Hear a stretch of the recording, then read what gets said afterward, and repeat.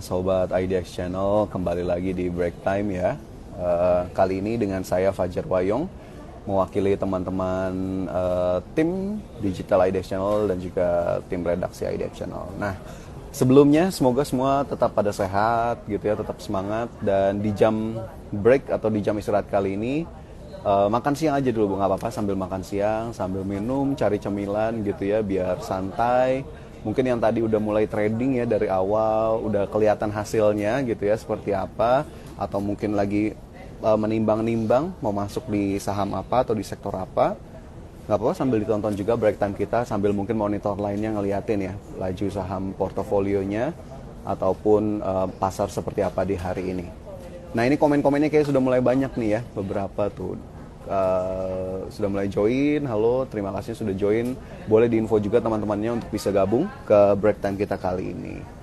Nah, seperti biasa teman-teman dan sobat IDX Channel, sobat investor, di break time kali ini kita tentunya akan bawa satu tema gitu ya, atau satu bahasan untuk bisa kita gali lebih dalam. Dimana kali ini break time-nya akan seputar otomotif dan juga properti. Nah, ini sepertinya cukup menarik nih, dimana kita tahu ada beberapa kebijakan yang digulirkan. Nah, judul atau tema kita kali ini di break time adalah menengok saham properti dan otomotif pasca kebijakan DP 0%.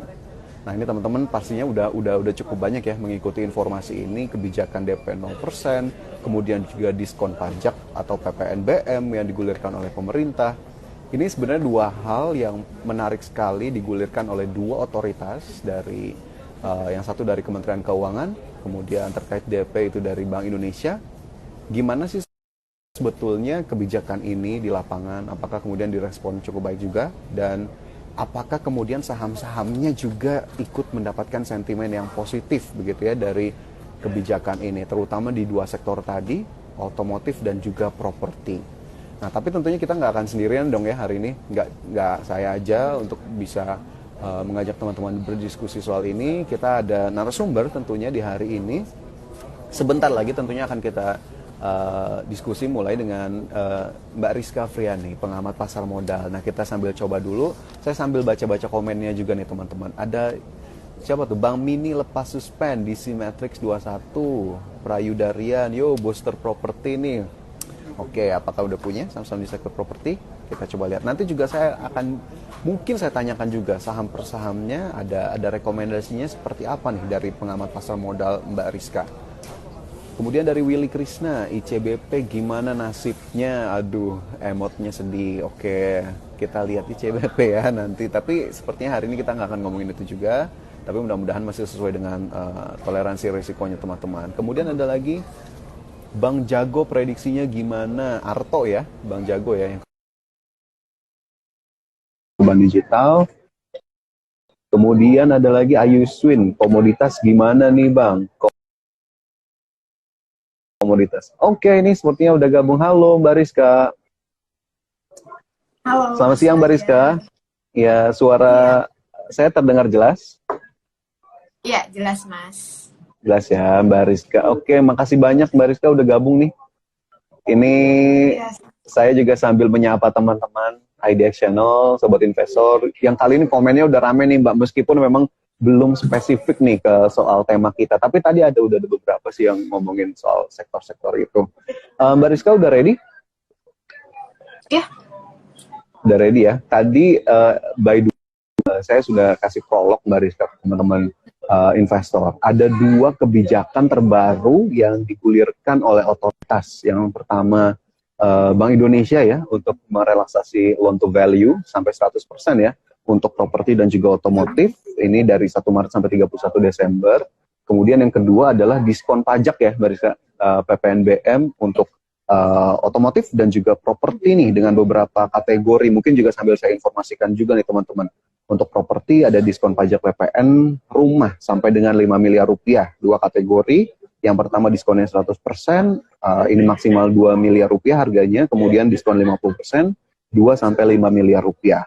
Kemudian untuk otomotif, untuk PPNBM-nya ini juga ada dua kategori, sedan dan juga hatchback atau MPV SUV. Dan untuk kebijakan relaksasi kredit, BI juga nyebut ini bisa untuk otomotif dan juga properti. 1 Maret sampai 31 Desember 2021. Oke, mungkin prolognya dari saya cukup segitu aja nih, Mbak Rizka. Yang aku pengen tanyain dan juga mungkin teman-teman pengen tahu. Ini terkait dua kebijakan ini, pandangan Mbak Rizka seperti apa nih, Mbak? Sebelum kita masuk ke sektornya secara spesifik, tapi kebijakan ini apa yang bisa kita cermati sebetulnya? Iya, dengan adanya kebijakan pembebasan PPNBM, atau juga kita bisa lihat ada DP 0% juga untuk properti, ini saya melihat merupakan kebijakan yang bagus untuk menumbuhkan sektor properti dan sektor otomotif yang sebelumnya memang mengalami dampak yang signifikan akibat adanya pandemi COVID-19. Kalau kita lihat, itu di bulan sepanjang tahun 2020, kondisi penjualan mobil itu menurun signifikan. Pada tahun 2020 itu total volume wholesale sales itu unlock sebesar 48,3% dari tahun sebelumnya. Sedangkan retail juga, penjualan mobil untuk retail itu minus sampai dengan 5%. Dan kalau kita lihat juga beberapa emiten properti beberapa kali mengalami atau melakukan revisi. Di sini melakukan revisi untuk target-target marketing sales. Itu kan artinya dampak dari COVID-19 ini sangat memukul kedua sektor tersebut. Karena kita juga tahu bahwa pada tahun 2020 di sini kan retail terkena dampak yang sangat signifikan. Tentunya daya beli masyarakat itu juga bisa terbilang cukup rendah ya. Daya beli masyarakatnya menurun, pembelian baik itu rumah maupun kendaraan dalam hal ini adalah mobil itu juga menurun signifikan. Jadi saya lihat bahwa keputusan atau kebijakan yang diberikan oleh pemerintah terkait dua sektor merupakan hal yang tepat seiring dengan recovery ekonomi yang saat ini diasumsikan memang kita bisa tumbuh di 4-5%. Jadi ini memang sejalan sama target dari pemerintah. Oke. Jadi kontraksinya memang sudah terlihat begitu ya, Mbak Rizka, dari data-data yang kemarin juga sudah dirilis. Tapi apakah kemudian kebijakan ini begitu ya, dua kebijakan ini kalau kita lihat lebih lanjut, efeknya akan cukup nyata nggak nih, Mbak Rizka? Atau mungkin sudah ada data yang Mbak Rizka juga sudah melakukan riset bahwa sudah mulai terlihat ada kenaikan sisi penjualan kah dari otomotif dan juga propertinya pasca kebijakan ini diluncurkan atau seperti apa? Ya, sebenarnya untuk sektor properti sendiri, itu kita bisa melihat dari masing-masing emiten properti saat ini dari awal tahun ya sudah menargetkan pertumbuhan marketing sales yang cukup agresif dibandingkan tahun 2019. Ini kan artinya memang dari emiten juga sudah optimis bahwa pertumbuhan properti ini akan mulai bangkit di tahun 2021. Namun kita rasakan juga ya ini mungkin belum terlalu berdampak signifikan. Terutama kebijakan pemerintah ini juga kan kita harus sesuaikan juga dengan data-data ekonomi yang ada. Di mana kalau kita perhatikan data ekonomi khususnya daya beli, kita lihat dari Consumer Confidence Index di bulan Januari itu masih berada di level 84,9 atau mengalami penurunan sebesar 96,5.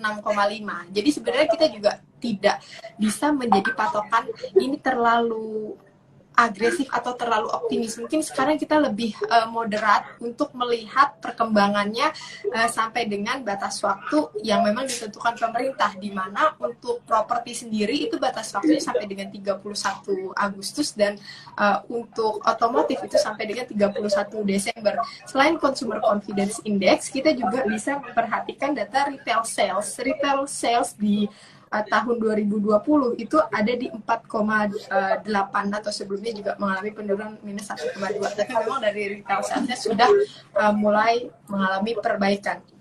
Secara garis besar, saya melihat bahwa dari sisi otomotif ini kan ada 3 tahapan, di mana pemerintah itu memberikan batasan PPNBM yang dimana 100% itu pada bulan Maret hingga Mei. Kemudian PPNBM ada diskon sebesar 50% itu di Juni hingga Agustus, dan September hingga Desember itu sebesar 25% diskon dari PPNBM-nya ya. Jadi mungkin kita lihat juga bahwa daya beli masyarakat kita untuk saat ini bisa dikatakan belum tumbuh cukup signifikan. Jadi sebenarnya belum terlalu direspon baik juga. Sebenarnya kalau misalnya kita lihat ini jarak range-nya lebih panjang, ini kan tentu lebih menarik juga gitu buat retail. Oke, jadi range kebijakannya pendek begitu ya. Tadi Mbak Rizka sudah sampaikan, ada yang sampai Agustus, ada yang kemudian sampai Desember. Dan di saat yang sama, daya beli masyarakatnya juga belum pulih begitu ya. Jadi lonjakan-lonjakan baik penjualan ataupun pembelian dari sisi properti dan otomotifnya bisa kita bilang masih belum akan terlihat ya Mbak dalam waktu dekat.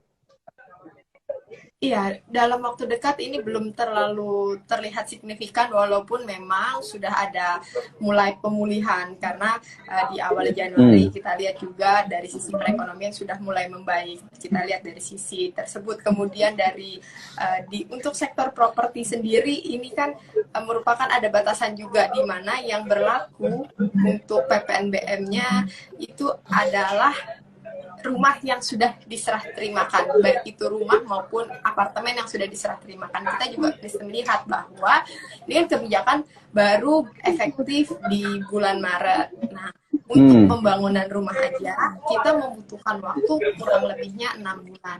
Nah, setelah 6 bulan nanti apakah ini masih berlaku? Kan sebenarnya PPNBM ini berlaku ketika ini sudah diserah terimakan gitu. Jadi waktunya ini cukup sempit untuk yang properti. Oke, cukup sempit untuk yang properti begitu ya.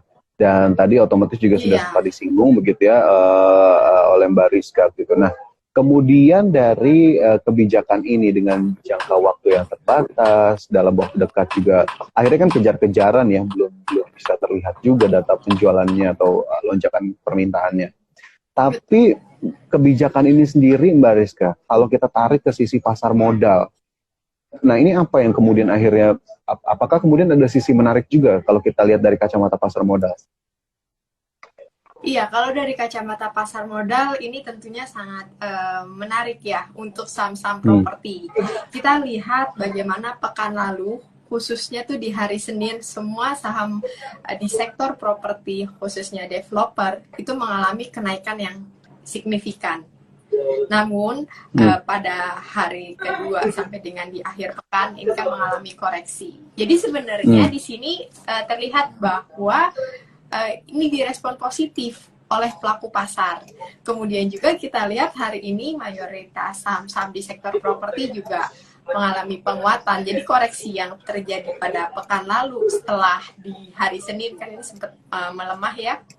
Itu sekarang direspon positif kembali oleh beberapa saham properti. Jadi memang potensi kenaikan untuk saham-saham di sektor properti ini masih berlanjut. Kemudian yang perlu kita lihat di saham sektor otomotif, khususnya saham Astra Internasional ya. Ini kita lihat kan memang Astra kenapa semakin hari mengalami penurunan, pelemahan. Ya, kita juga bisa lihat bagaimana kinerja Astra itu di tahun 2020, khususnya untuk penjualan mobil itu kan turun hingga 50%. Jadi bisa kita bayangkan untuk saat ini recovery dengan beberapa kebijakan yang ada tentunya membutuhkan waktu. Jadi memang untuk saham otomotif kita lebih ke benchmarknya Astra. Kenapa? Karena Astra merupakan market cap yang paling terbesar di saham aneka industri, di sektor aneka industri gitu, dan memang penjualan juga lebih besar di Astra. Nah, untuk saham-saham sektor properti dan otomotif, saya lihat potensi kenaikan ada, tapi mungkin lebih cenderung untuk jangka panjang. Kita jangan masuk saham sektor properti atau otomotif untuk jangka pendek, sangat disayangkan gitu. Oke, jangka pendek sangat disayangkan begitu ya, meskipun tadi udah ada improvement terlihat dari properti. Tapi kalau kita tengok tadi ke otomotif, salah satunya Astra, justru memang terlihat penurunan begitu ya, dari awal tahun 2021 aja juga ini kelihatan sekali grafisnya sepertinya masih cukup melemah.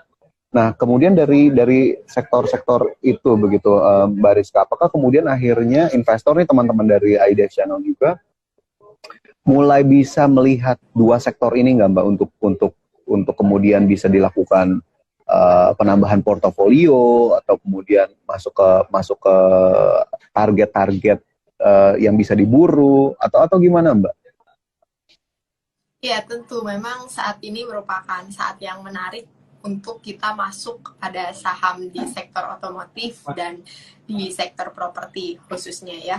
Karena kebijakan-kebijakan tersebut mungkin tidak bisa direspon secara cepat, tapi ini saya lihat memang akan direspon tapi secara bertahap oleh pelaku pasar karena tadi daya beli masyarakat, pulihnya daya beli masyarakat tentunya kan akan mendorong kedua sektor tersebut.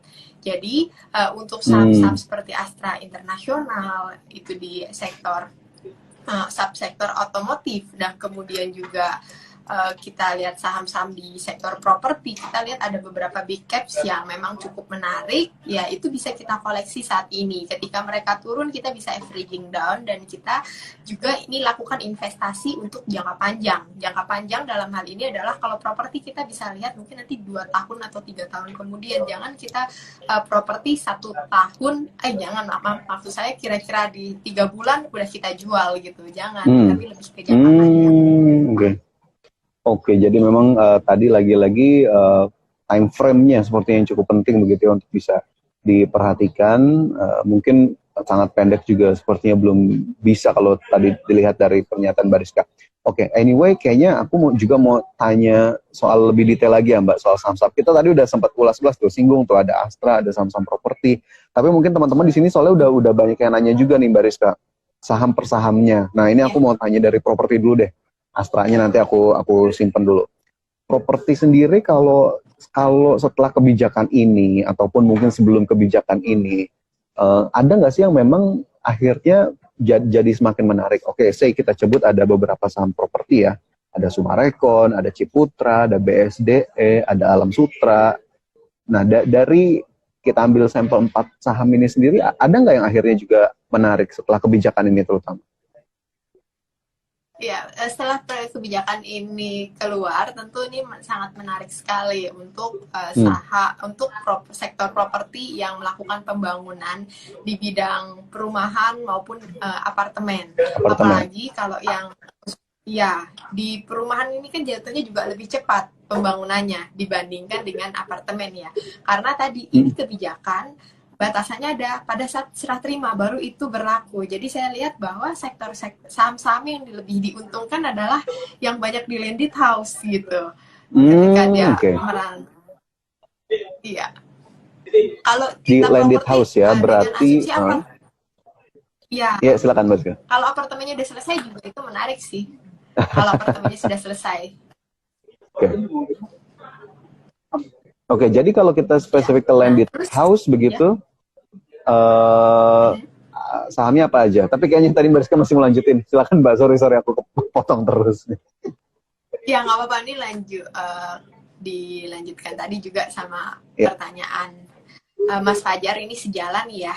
Kita lihat untuk saham seperti Alam Sutra, Asri. Asri ini kan dia lebih banyak pembangunan di landed house. Kita tahu juga bahwa Asri itu tahun lalu, marketing sales Asri tahun lalu sebesar 2,8 triliun. Nah, ini dibandingkan dengan tahun 2019 memang dia turun 10%. Tapi pencapaian juga masih cukup baik. Jadi memang salah satunya Asri. Kemudian juga dari sisi marketing sales dari CTRA, kemudian Sumarekon, mereka cukup agresif juga untuk menargetkan marketing sales di tahun 2021 ini. Marketing sales seperti halnya Sumarekon. Sumarekon kan juga bukan hanya di high-rise building, tapi dia juga menyasar ke landed house. Untuk marketing sales dari Sumarekon di tahun 2020 itu kan lebih baik juga kita lihat pencapaiannya dibandingkan dengan revisinya. Sempat revisi tahun 2020 2,5 triliun, kemudian pencapaiannya 3,3 triliun. Tapi di tahun ini dia masih optimis untuk mencapai marketing sales di 3,5 triliun. Jadi saya lihat bahwa ini sejalan juga dengan target-target mereka. Sumarekon, Asri, CTRA yang mungkin masih ini saya lihat masih berpotensi. Kemudian juga LPKR juga sama, dia juga menargetkan marketing sales di tahun 2021 itu sebesar 3,5 triliun. Jadi sebenarnya mayoritas saham-saham properti, saham-saham di sektor properti itu juga masih menarik ya. Nah, kemudian mungkin yang lebih menarik lagi tadi ketika dia apartemennya sudah jadi atau landed house-nya juga sudah jadi udah siap diserah terimakan. Oke. Apartemen sudah jadi atau landed house sudah jadi, tapi ada beberapa tadi ya info yang juga disampaikan Mbak Rizka, ada Sumarekon, CTRA, Asri, begitu, LPKR juga tadi disebut. Tapi sebelum saya lanjutkan, Mbak Rizka, ini saya juga ingin informasikan ke teman-teman, boleh yang ingin bertanya di kolom komentar. Tadi juga sepertinya sudah banyak yang nanya nih Mbak Rizka, beberapa saham terutama di properti begitu ya, untuk yang ditanyakan. Kemudian tapi sebelum kita gali lebih detail lagi Mbak Rizka dari saham-saham tadi, ini ada pertanyaan yang juga sudah masuk dari Alvin Cindana. Alvin Cindana bertanya, Mas dan Mbak, kalau dari kebijakan potongan DP KPR dan potongan PPNBM, apakah akan pengaruh besar ke sektor finansial? Nah, ternyata Mas Alvin ini melihatnya justru dengan kacamata yang lain lagi nih, Mbak Rizka, ke sektor finansialnya sendiri. Ke sektor itu gimana kalau untuk kebijakan tersebut? Iya, tentunya ini kan sebenarnya untuk mendorong kredit. Tentunya ini berpengaruh terhadap sektor finansial, khususnya perbankan. Perbankan sebelumnya memang juga kita lihat dari sisi kreditnya juga mengalami perlambatan kredit di tahun 2020. Nah, tahun ini dengan didorong oleh kebijakan-kebijakan pemerintah melalui stimulusnya, ini diharapkan memang akan mendorong juga sektor kredit di perbankan. Tapi untuk perbankan sendiri saya lihat masih cukup hati-hati dalam penyaluran kredit. Dan ini juga memang disyaratkan, ada beberapa syarat untuk perbankan bisa melakukan pembiayaan kredit 0%, itu seperti NPL dari perbankannya tidak boleh lebih dari 5% gitu. Nah, kita lihat juga ini kan sekarang yang jadi keluhan oleh beberapa pelaku di sektor properti adalah ketika misalnya kita mengajukan 10 orang untuk kredit di perbankan, ini yang diterima itu bisa cuma 5 orang atau 8. Sementara 2-nya itu tidak masuk kategori karena mereka juga di tengah kondisi saat ini lebih berhati-hati. Itu yang pertama. Yang kedua, sebenarnya DP 0% ini itu juga bisa dikatakan akan memberatkan dalam sisi cicilan. Kan cicilannya tentu akan semakin besar ya. Sementara kita lihat daya beli masyarakatnya juga masih belum pulih 100% gitu, masih recovery. Jadi dari tadi DP 0% seandainya di approve juga cicilannya akan lebih besar. Kemudian ini kan kita sekarang melihat bahwa baik itu KPA maupun KPR itu memang ada jangka waktu yang ditentukan, ada kurang lebih ada yang perbankan 10 sampai ada yang maksimal sampai 30 tahun, ada yang 5 tahun, 10 sampai 30 tahun kan gitu. Nah, tapi ini juga mungkin lebih disesuaikan juga dengan usianya, makanya ini tidak akan serta-merta langsung membuat sektor perbankan di perbankan itu langsung agresif gitu, enggak, tapi memang ada pemulihan. Tentunya kita harapkan pemulihan itu terjadi di penyaluran kredit perbankan. Oke, jadi memang untuk Mas Alvin tadi bertanya tidak serta-merta, karena ternyata ada beberapa hal yang juga diperhatikan oleh sektor finansial dari sisi penyaluran kredit terkait prudensial dan juga rasio-rasio tadi NPL salah satunya juga harus diperhatikan. Kemudian dari konsumennya juga akhirnya bisa jadi justru malah memberatkan dari sisi cicilan. Jadi beberapa view memang bisa dilihat dari kebijakan ini. Semoga bisa menjawab pertanyaan dari Mas Alvin. Kemudian saya lanjutkan ke saham properti tadi Mbak Rizka. Ada CTRA, BSDE, atau SMRA. Ini ada yang bisa kita perhatikan lebih spesifik nggak, Mbak Rizka, di antara saham-saham itu tadi? Mungkin yang masuk dalam view-nya Mbak Rizka bisa direkomend juga mungkin ke teman-teman sebagai salah satu saran aja atau acuan. Ya. Ini saya lihat untuk saham SMRA dari awal tahun dibandingkan dengan BSDE dan ASRI, ini kalau di year to date itu kan rata-rata mengalami penurunan untuk BSDE ASRI. Sementara SMRA kita lihat ini masih positif 9,32%.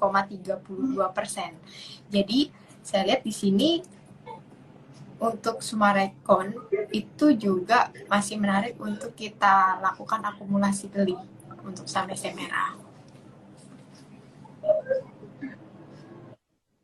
Oke. Untuk ya, silakan Mbak Rizka.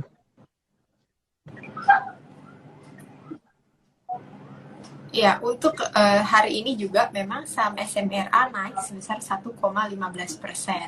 Dan kita lihat juga di pekan lalu memang SMRA sempat mengalami penurunan, tapi hari ini kita lihat dia mampu mempertahankan kenaikannya hari ini.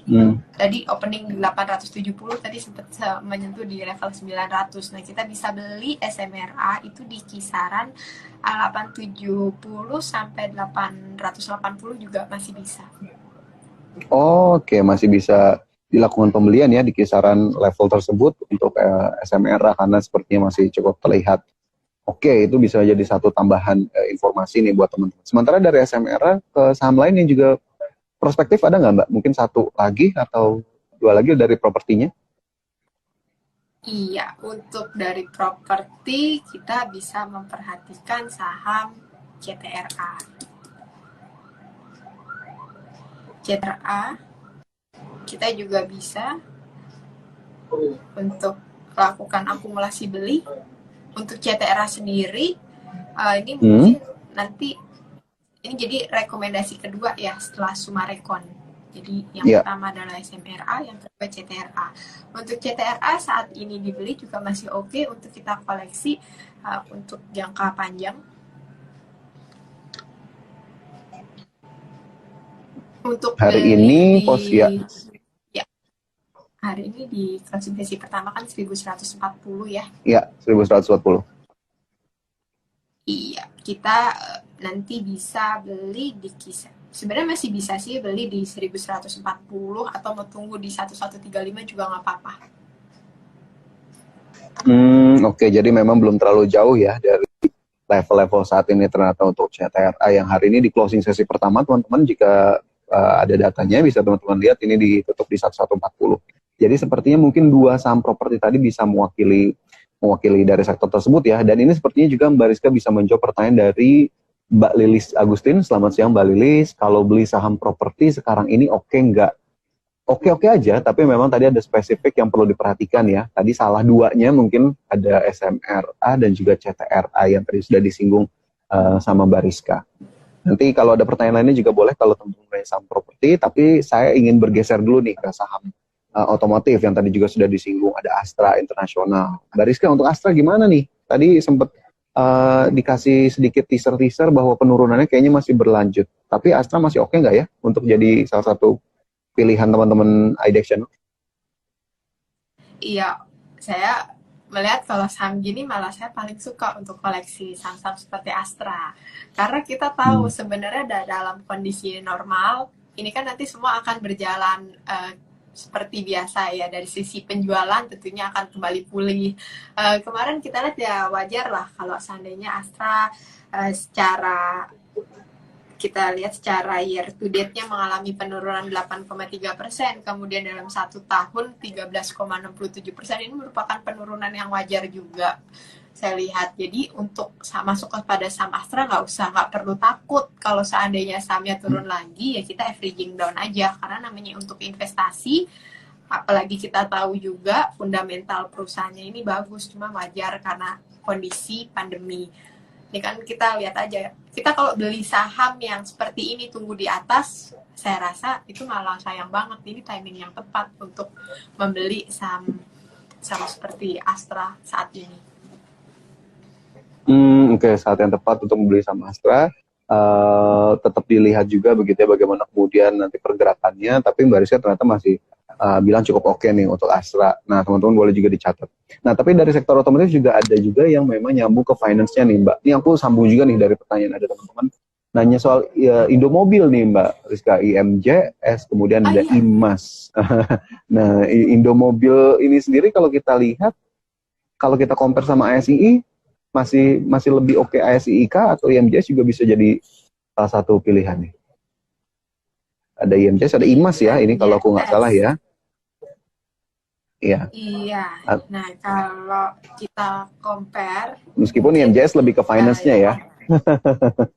iya. Kalau kita compare mungkin nggak bisa apple to apple ya Kak untuk IMJS Uh, sama ASI karena uh, IMJS dari sisi market cap-nya juga ini kan jauh banget. Kalau Astra market cap-nya 223 triliun sementara mm-mm. IMJS cuma 2,68 triliun. Hmm, Jadi dari sisi fluktuasinya juga di pasar ini kan tentu lebih agresif IMJS, baik itu hmm, naik atau turunnya gitu. Biasanya saham-saham ini relatif lebih berfluktuasi. Dan kita lihat IMJS untuk kinerjanya sendiri itu pada kuartal kedua dan kuartal ketiga ini terlihat minus untuk laba bersihnya atau mengalami rugi bersih. hmm, Saya lihat bahwa ini sesuatu yang wajar karena pandemi semuanya terimpact ya. Tapi ya memang untuk baik untuk saham Astra maupun IMJS ya ini boleh kita koleksi, tapi mungkin waktunya aja kita lebih hati-hati kalau untuk IMJS. Ini kita boleh koleksi hmm, karena stimulus yang diberikan bukan hanya ke Astra nih berpengaruhnya, tapi ke semua sektor. hmm. Ke semua sektor yang ada di dalam otomotif yang berpengaruh maksudnya ya. Iya. Oke, baik. Jadi memang tadi juga ada sisi yang di-highlight, ada likuiditas, kemudian fluktuasi dari IMJS ataupun mungkin IMAS begitu ya, juga masih sama satu grup ini untuk yang berhubungan dengan sektor otomotif. Nah, itu mungkin juga sudah mewakili tadi pertanyaan dari Galaxy Bike ya, sudah nanya tadi pertanyaan itu. Kemudian ini ada lagi yang nanya Mbak Rizka, kayaknya kita balik ke properti lagi nih. Andrianto 78. Ini nanyanya kencang sekali, BSD gimana nih? Baiknya beli di harga berapa setelah turun sebelum closing di sesi pertama? Mbak Rizka BSD dong. BSDE ya. Hmm. Oke, BSDE kinerjanya juga sudah mulai melakukan terlihat perbaikan di kuartal ketiga. Setelah kuartal kedua itu terlihat banget dampaknya dari COVID-19. Untuk BSDE juga masih bisa kita lakukan akumulasi beli. Ini sama untuk jangka panjang, apalagi BSDE kita tahu juga dia memiliki banyak tanah juga ya. Kemudian dari sisi tanahnya banyak, kemudian pembangunan di perumahan maupun di apartemennya juga ini cukup banyak. Jadi ya untuk BSDE saya lihat masih prospektif juga. Untuk BSDE sendiri kita bisa beli itu di level saat ini di level 1210 kita bisa ajar kanan, atau kalau mau tunggu nanti BSDE kita tunggunya di 1150 kalau misalkan mau tunggu di hari besok atau lusa. Kalau seandainya mengalami penurunan kita tunggu di 1150, itu juga level yang cukup aman. Dan BSDE juga salah satu saham yang memang bisa kita beli untuk jangka panjang. Jadi sebenarnya properti semuanya baik, yang penting kita lakukan lebih sabar aja kalau untuk saham-saham properti. Oke, saham properti semua baik tapi sabar-sabar aja. Nah, tadi ada BSDE tuh, tadi yang nanya Andrea ya kalau nggak salah ya. Level-levelnya bisa diperhatiin juga tadi 1150, 1200 juga bisa dilihat dari view-nya Mbak Rizka. Tapi kembali lagi, teman-teman harus tetap balikin ke horizon investasi atau strateginya teman-teman ya, dan juga toleransi resikonya. Ini cuma sebagai tambahan informasi aja. Nah, kemudian tadi juga ada yang nanya Mbak Rizka soal ASRI ini. Kayaknya tadi belum kita bahas juga nih ASRI. Tadi ada beberapa yang aku cek di kolom komentarnya, ASRI juga ditanyain, karena kita bahasnya sektor yang memang banyak banget pemain utamanya, emiten-emitennya. ASRI gimana Mbak Rizka? Asri. Nah, kalau Asri ini saya lihat dia agak cukup berbeda nih trennya sama Hmm. beberapa saham properti lain. Dia kan kalau sekali naik kita lihat itu bisa puluhan persen ya, Mas Fajar. Maksudnya terkadang nih Asri lebih fluktuatif dan memang di harga saat ini masih menarik, cuma mungkin range-nya juga jadi lebih sempit karena Asri kita lihat itu kalau lihat secara 6 bulan terakhir ini kan naiknya udah 87%. Kalau ngikutin juga Asri itu suka di untuk trader banyak juga yang masuk ke saham Asri. Jadi kalau untuk jangka panjang ya mungkin Asri saya lihat sih sebagai opsi, bisa jadi opsi cuma bukan opsi yang pertama atau kedua ya, mungkin dari opsi yang lain karena agak cukup riskan fluktuasinya aja. Oke, agak risky nih Iya, menurut Mbak Rizka untuk Asri iya karena tadi betul. ada ada kenaikan yang memang bisa secara tiba-tiba begitu ya tadi naiknya. Meskipun memang Iya, secara general properti ini kita karena harapkan karena iya gimana karena Mbak tadi gini Mbak? Mas Ajar ya, kalau naiknya signifikan sih nggak apa-apa, kalau turunnya ikut signifikan kan bikin Pas ini turunnya ya. juga apa namanya.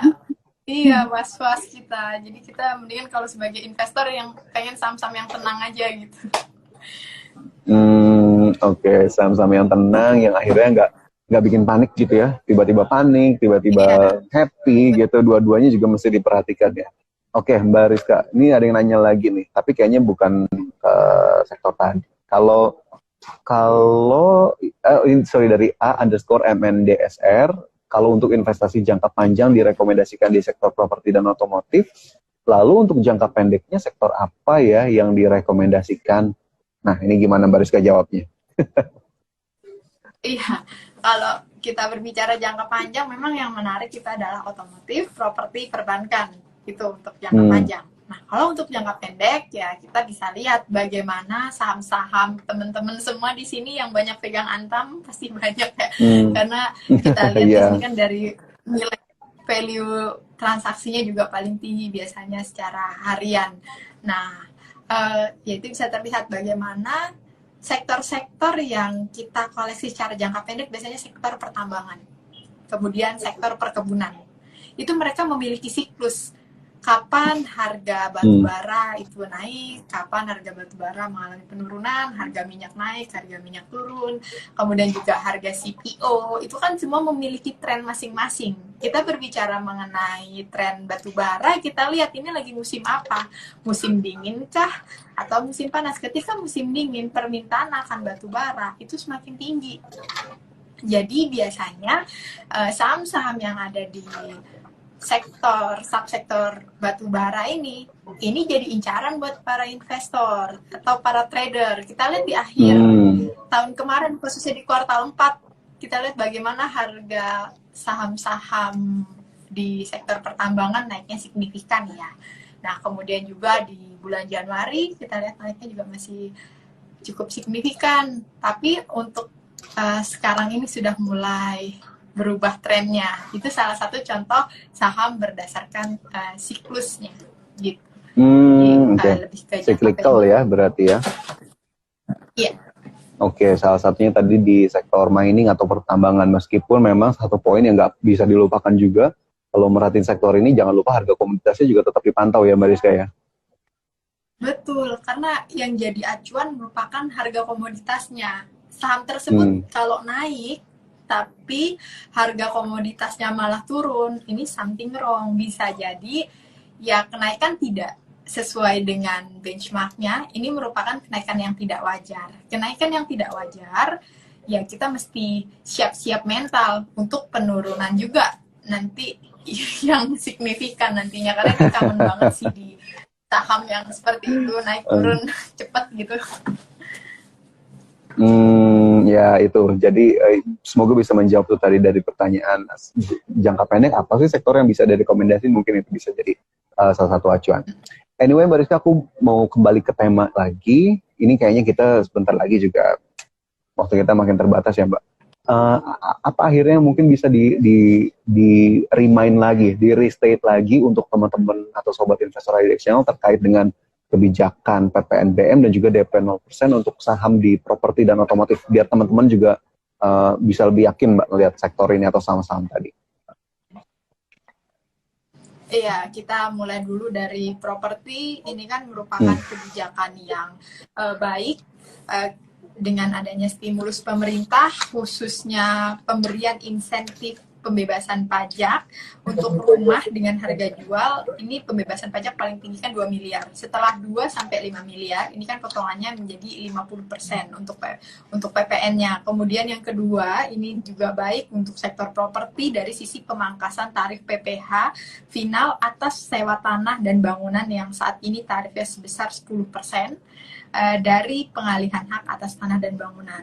Kemudian yang ketiga, ini ada juga pelonggaran syarat orang asing untuk membeli apartemen sepanjang syarat-syaratnya itu terpenuhi seperti visa, paspor, izin tinggal. Ini kan juga sebenarnya cukup baik untuk sektor properti. Kemudian juga kita lihat ini baik nanti di sektor properti maupun di otomotif.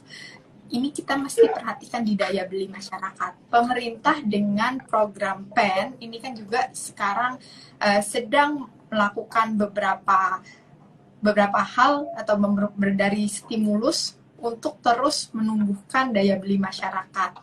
Kita mungkin tidak bisa melihat ini secara langsung dampaknya, tapi kita bisa melihat nanti lebih di kuartal kedua, kuartal ketiga. Di kuartal ketiga ini nanti akan mulai terlihat gitu dari semua impact yang telah diberikan oleh pemerintah. Maka dari itu untuk saham-saham properti dan saham di otomotif, ya kita mesti sabar, jangan mengharapkan return dalam waktu yang cepat. Kita perlu untuk melakukan tadi juga review juga laporan keuangannya. Siapapun yang menyarankan atau merekomendasikan saham, kita bisa itu menjadi sebuah masukan, tapi kita kembali lagi sebagai investor, kita harus mengerti betul kita masuk kepada saham apa, alasan kita masuk itu apa, dan kita kan nanti sebagai pemilik ya, kita karena sebagai investor itu sama dengan kita menjadi pemilik. Sebagai pemilik tentunya kita juga harus terus well update atas semua informasi yang ada. Karena yang namanya kebijakan itu bisa sewaktu-waktu berubah atau ada kebijakan tambahan baru. Seperti halnya juga kita lihat dari sisi kredit, ini pemerintah kan memang berbagai cara dilakukan. Seperti halnya dari Bank Indonesia juga kembali memangkas suku bunga ya. Ini kan juga sebenarnya akan menggerakkan di sektor real gitu. Kita lihat bagaimana sekarang perbankan juga memang relatif lebih murah dari segi bunga kredit yang disalurkan dibandingkan dengan tahun-tahun sebelumnya gitu. Dan ini juga biasanya ada adjustment per 6 bulan sekali sejak keputusan dari Bank Indonesia. Oke. Itu sepertinya poin-poin utama nih dari summary-nya dari pembicaraan kita kali ini ya Mbak Rizka ya. Saham-sahamnya tadi udah diulas juga, rekomendasinya juga mungkin bisa jadi tambahan informasi juga buat teman-teman, kemudian menyikapi kebijakan ini dan memandang sektor-sektor ini untuk berinvestasi juga tentunya bisa dicatat juga tadi sama teman-teman. Jadi semoga memang akhirnya investasinya tetap sesuai dengan tujuan dan targetnya ya Mbak Rizka ya, karena kita juga senang ya kalau kita bisa bantu teman-teman untuk bisa lebih komprehensif lagi memahami satu isu dan gimana sih efeknya kepada sektor-sektor tertentu. Anyway, Mbak Rizka, kayaknya kita udah sampai di ujung sesi ini. Terima kasih banyak ya Mbak Rizka sudah bergabung bareng IDX Channel di Break Time kali ini. Jangan bosan-bosan ya Mbak, karena teman-teman masih pada penasaran nih kayaknya untuk sektor-sektor lainnya. Siap. Oke, thank you Mas Fajar. Terima kasih. Terima kasih Mbak Rizka. Sampai ketemu lagi, sampai jumpa. Oke teman-teman, tadi kita udah diskusi ya cukup panjang dengan Mbak Rizka Afriani, pengamat pasar modal, dan rekomendasinya juga mungkin bisa juga ditambahan masukan atau saran untuk teman-teman yang sampai saat ini mungkin sambil mantengin RTI-nya, sambil mantengin aplikasi dari sekuritasnya untuk bertransaksi, monggo aja, tapi tetap kita kembalikan ke teman-teman lagi bagaimana kemudian menyikapi hal ini. Tadi udah dijelasin ya beberapa poin-poin utamanya, dan memang tidak hanya satu faktor aja nih yang akhirnya bisa mengangkat satu sektor ataupun satu saham tertentu. Dan saya juga mau ngingetin teman-teman jangan lupa untuk tetap ikuti informasi-informasi terbaru soal pasar modal, ekonomi, dan bisnis di IDX Channel ya. Nggak hanya di Instagramnya nih, tapi saksikan juga tayangan live program TV kita di beberapa platform, ada di IndiHome gitu ya, kemudian juga di First Media dan MNC Vision. Dan juga yang belum follow akunnya IDX Channel di Instagram @idx_channel dan juga YouTube, untuk bisa dapat informasi terbaru silakan aja untuk bisa keep update begitu. Dan mungkin kalau mau tanya juga silakan aja, boleh. Kalau mau tanya-tanya seputar pasar modal, kemudian investasi, mungkin mau komen-komen balas postnya admin kita di IDX Channel, silakan aja. Nanti kalau memang kita sempat pasti kita akan balas. Dan mungkin teman-teman itu aja untuk sesi break time kita kali ini. Semoga bisa jadi pencerahan baru, semoga bisa membuka mata juga dan menambah satu referensi dan juga informasi untuk tema kita kali ini. Terima kasih banyak, saya Fajar Wayong, sampai jumpa.